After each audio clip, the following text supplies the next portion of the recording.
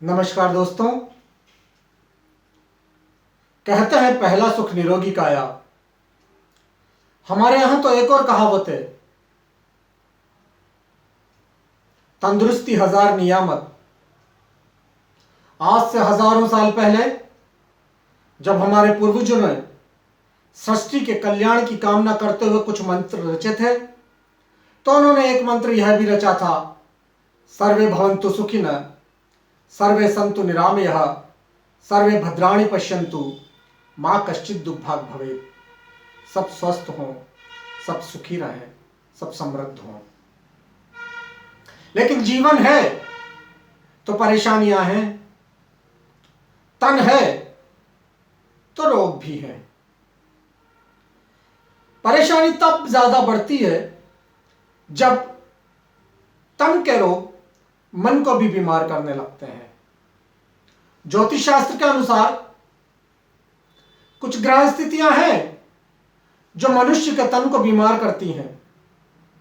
मसलन यदि आपके छठे घर में बुध है तो संभावना इस बात की बहुत प्रबल हो जाती है कि आपका शरीर, आपका नाड़ी तंत्र कहीं ना कहीं बाधित हो, आपको न्यूरो से संबंधित परेशानियों, खासकर आपके शरीर के निचले हिस्से में, आपके पांवों में। चंद्रमा यदि पांचवें भाग में है तो इस बात की संभावनाएं बढ़ जाती हैं कि आप अवसाद के शिकार हो। यदि पांचवें भाव में ही गुरु है तो आपको अचानक बहुत तेज गुस्सा आएगा, और उस पर राहु का प्रभाव भी है या शनि या मंगल का प्रभाव भी है, तो हो सकता है आप हिस्टीरिया के मरीज भी हो जाएं। 12वें घर का चंद्रमा अचानक चिंताएं लगाता है, तब वो आपके मन को अवसाद में धकेलता है। मंगल पर राहु या किसी पाप ग्रह का प्रभाव हो तो आप खून से संबंधित किसी बीमारी के शिकार हो जाते हैं।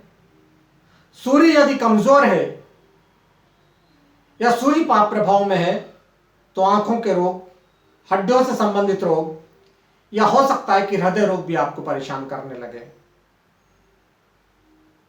सामान्यकरण तो इन बीमारियों के कारणों का एकदम नहीं किया जा सकता, क्योंकि उसके लिए तो जन्मपत्री का विस्तृत अध्ययन आवश्यक होता है।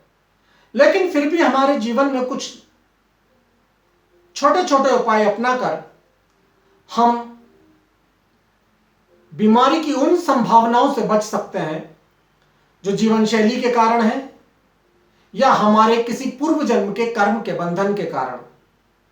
मसलन आप एक छोटा सा उपाय कर सकते हैं, महीने में एक बार अस्पताल जाएं, अपनी सामर्थ्य के अनुसार सब लोगों को, बीमारों को, उनके तीमारदारों को दवाइयां और फल दान करें, आपको फायदा मिलेगा। आप यह भी कर सकते हैं कि बीमार व्यक्ति को पान में गुलाब की 7 पंखुड़ियां खिलाएं।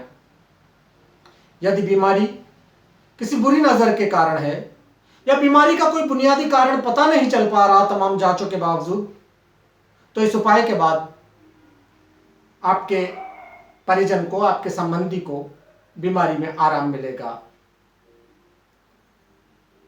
जटा वाले 7 नारियल लें, ओम नमः शिवाय, ओम नमः शिवाय का जाप करते हुए इन्हें बहते पानी में बहा दें।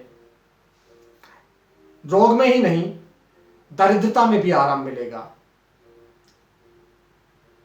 आप एक और काम कर सकते हैं, हनुमान जी के चरणों में लगे हुए सिंदूर को मंगल या शनिवार को लेकर आए, और जो व्यक्ति बीमार है उसके शरीर पर लगाएं, उसके तिलक लगाएं, उसके हृदय पर लगाएं। अगर व्यक्ति हृदय रोग से परेशान है या उन्माद से परेशान है या अन्य किसी संकट की परछाई उसको घेरे हुए है, तो उसे आराम मिलेगा। भ्रमण पर आप यदि जाते हो और आपको अशोक वृक्ष की पहचान है तो आप एक काम कर सकते हैं, रोज सुबह अशोक के वृक्ष की 3 ताजा पत्तियां चबाएं। इससे आपको चिंताओं से भी मुक्ति मिलेगी।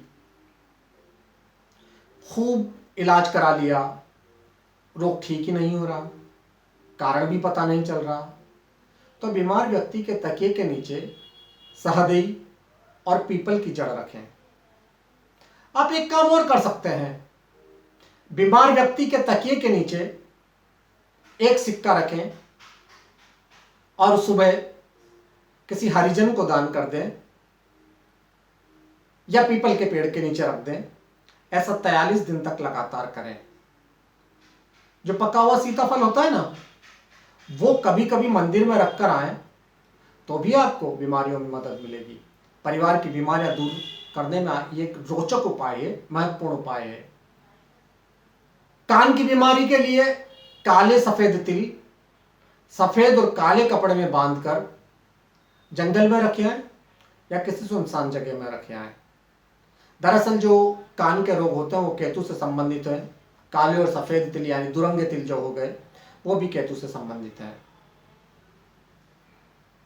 मेरे एक बहुत आत्मीय जन को बचपन में मिर्गी के दौरे आने की शिकायत हो गई थी। मित्रों, मैंने एक छोटा सा उपाय बताया। मैंने कहा कि इस बच्चे के कान को या नाक को, इसकी नाक को कुछ देर के लिए आप छिदा दें। केवल 48 घंटे वो नाक छिदी रहे, उसमें सोने का पिन डला रहे, आराम मिलेगा। और इस उपाय ने आश्चर्यजनक तरीके से काम किया। तो छोटे छोटे उपाय अपनाकर आप अपने जीवन में निरोगी रहने की सामर्थ्य को, निरोगी रहने की संभावनाओं को प्रबल कर सकते हैं। कहा ना मैंने, पहला सुख निरोगी काया। जीवन में सारे सुख हों और काया बीमार हो तो हम उस सुख के आनंद का उपभोग कैसे कर सकते हैं। आप स्वस्थ रहें, मस्त रहें, इन्हीं कामनाओं के साथ। नमस्कार।